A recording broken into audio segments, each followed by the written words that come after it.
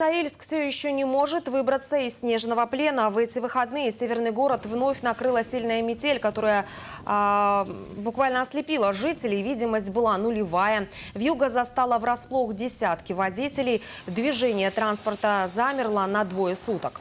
Срочно пришлось закрыть дорогу в местный аэропорт. До сих пор отменен рейс в Абакан. Прибыть в столицу Хакасии Боинг должен был еще 12 числа, но, судя по онлайн-табло Норильского аэропорта, так и не вылетел.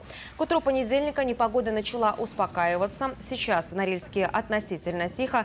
Проезд по дороге Норильска-Иркан-Лыкель открыт. Постепенно восстанавливает и движение маршрутных автобусов по районам города.